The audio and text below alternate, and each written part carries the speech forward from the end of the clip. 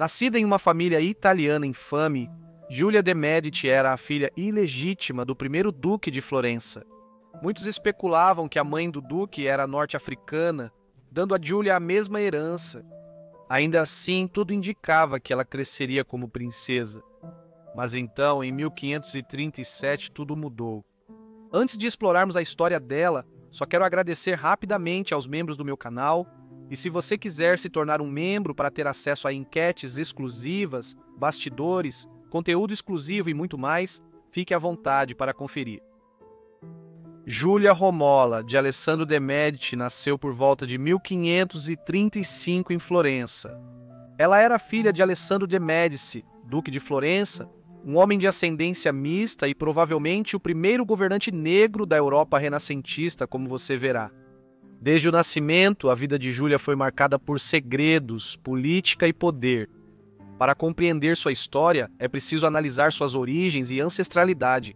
Giulia veio da poderosa família Medici, que começou na região de Mugello, na Toscana. Construíram sua fortuna no comércio e depois fundaram o Banco Medici, maior banco da Europa nos anos 1400. Essa riqueza incrível ajudou a família a subir ao poder em Florença, especialmente sob Cosimo de Médici e seu neto, Lourenço o Magnífico. Ainda assim, eram só cidadãos de nome, mas isso mudaria em 1532. O pai de Giulia, Alessandro de Medici, nasceu em Florença em 1510. Registros oficiais indicam seu pai como Lourenço di Piero de Medici, duque de Urbino, ligando-o diretamente à principal linhagem dos Medici. Mas muitos historiadores argumentam que Alessandro era, na verdade, o filho ilegítimo de Giulio de Médici, que mais tarde se tornou o Papa Clemente VII. Sua mãe era Simonetta da Collavecchio, uma mulher que se acredita ter sido uma serva na casa dos Médici, o que levou a insultos ocasionais, com pessoas zombando dele ao chamá-lo de Alessandro Collavecchio. Alessandro também era conhecido como Il Moro, ou o Mouro, por causa de sua pele notavelmente escura, o que levou à especulação de que Simonetta era africana ou tinha forte ascendência africana.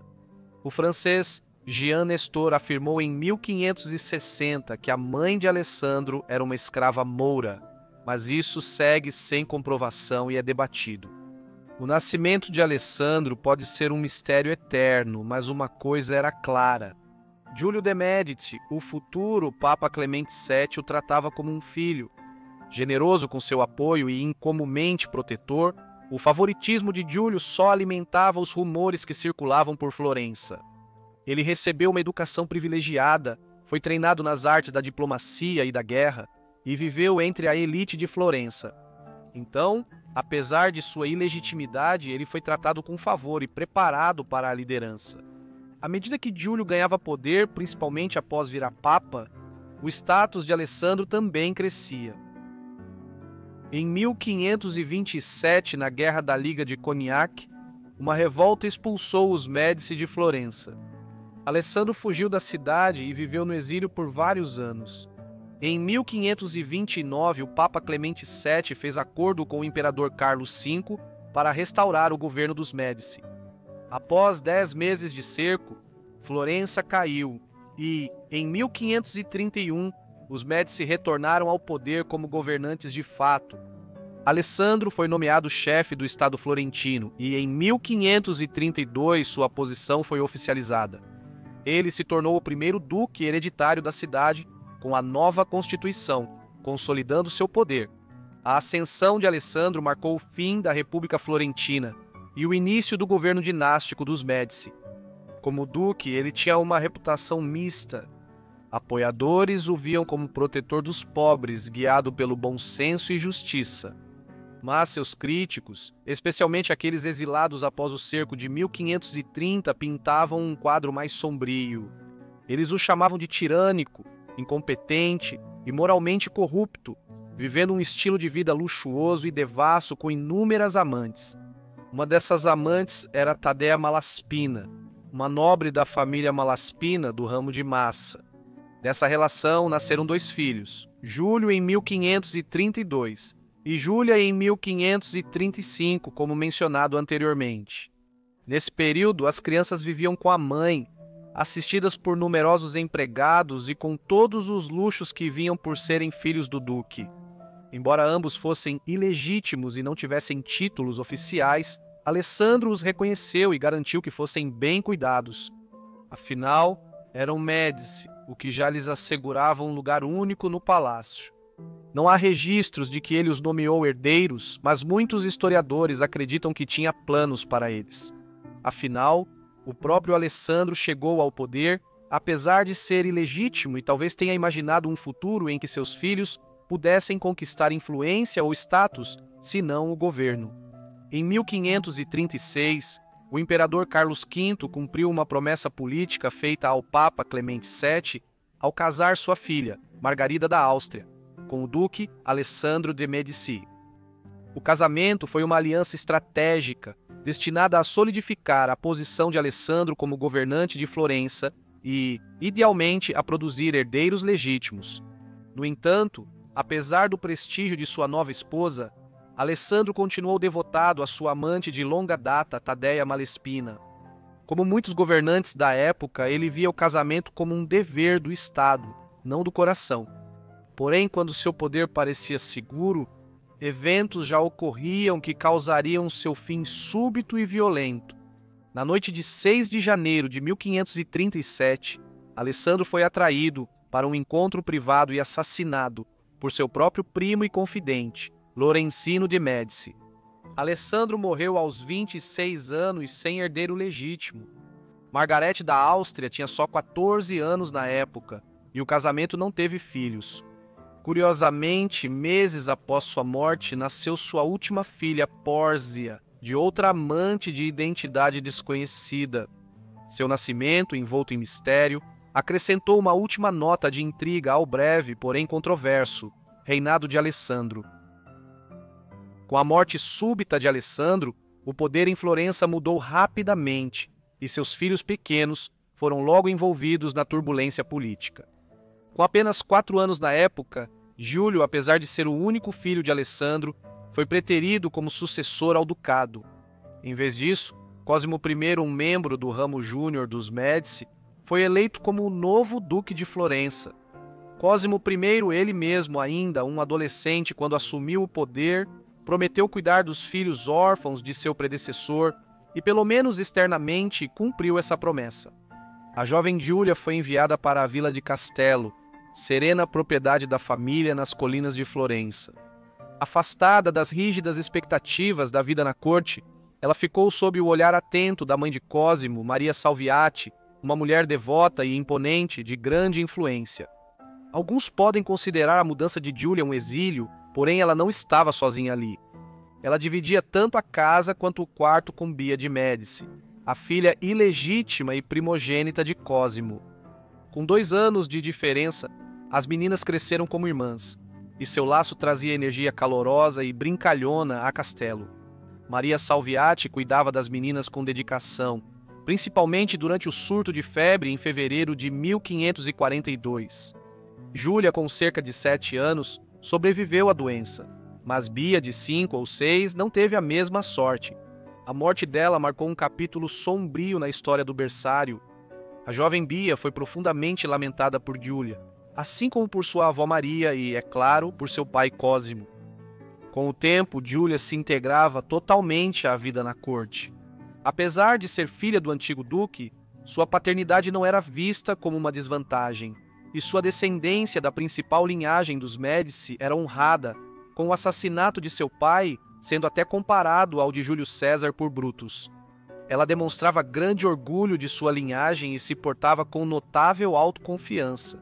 Ela também recebeu uma educação abrangente, aprendendo boas maneiras, artes e idiomas adequados a uma mulher nobre. Embora fosse ilegítima, ainda era tratada como membro da família e grande cuidado era dado à sua aparência e status. Por exemplo, certa vez, quando Júlia tinha 12 ou 13 anos, Eleonora de Toledo, esposa de Cosimo, ficou furiosa porque a capa de montaria de Júlia não foi feita direito. Ela estava no tamanho errado e sem a ornamentação que Eleonora pediu.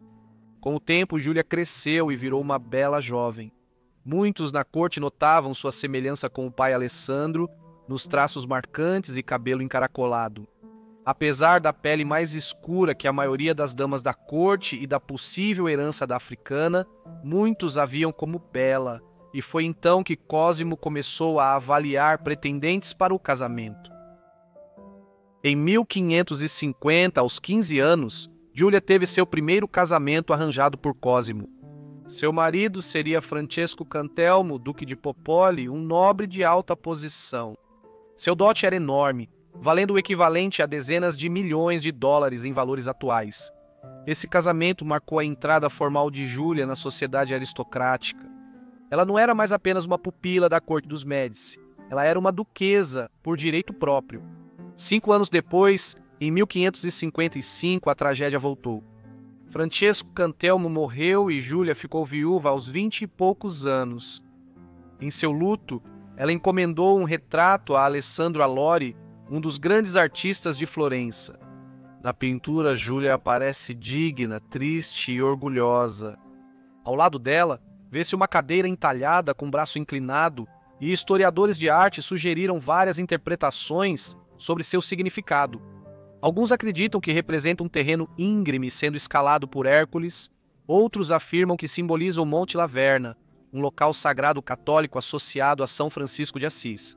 Diversas teorias foram apresentadas, mas a maioria concorda que a pintura foi a resposta de Giulia às críticas sobre a ascendência norte-africana da avó e seu casamento com um condutor de mulas de Colavecchio.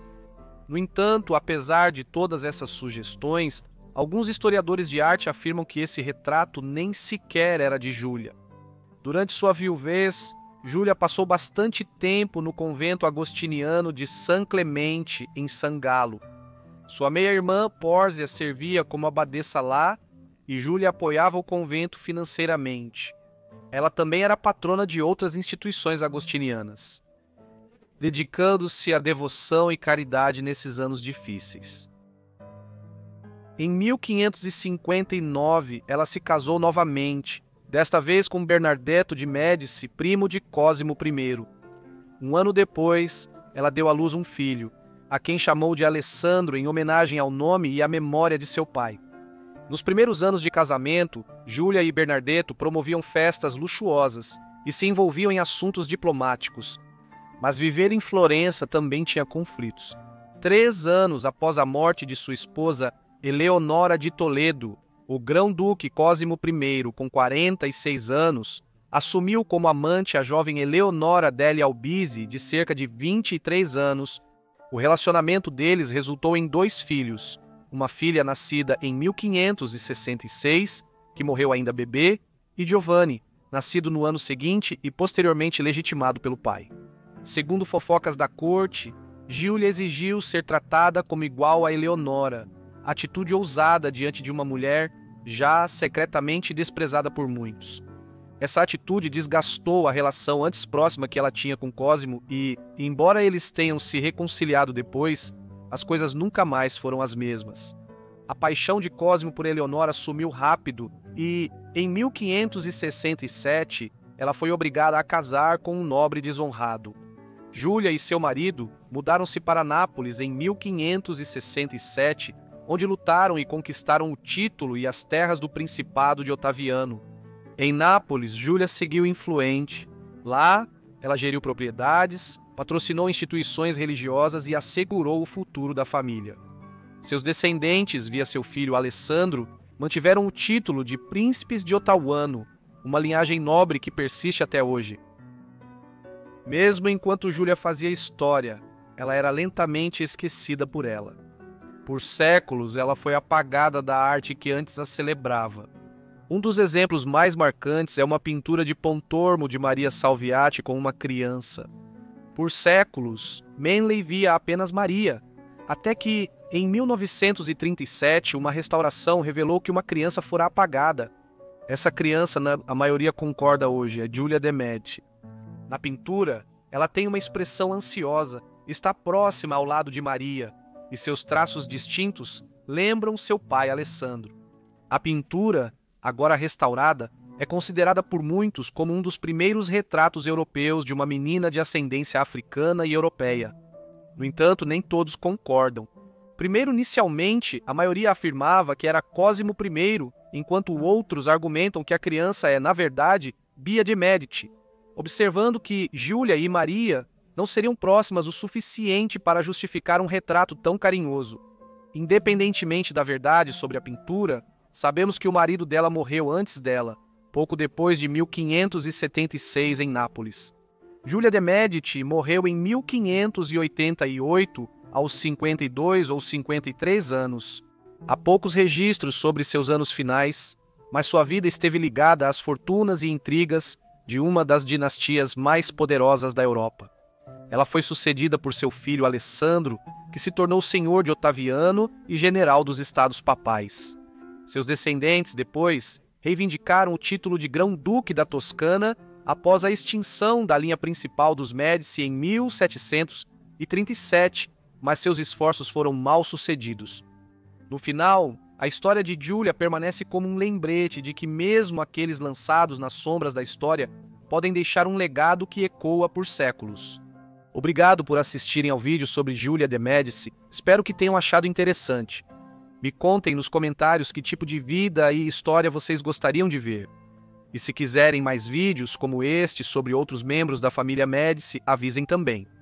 Veja a história da Bia de Médici no link abaixo. Creio que foi discutida há uns 2 meses. Se tiverem outras sugestões, também me avisem aí embaixo nos comentários. E é isso da minha parte, então vejo todos vocês no próximo Vidas Esquecidas. Obrigado.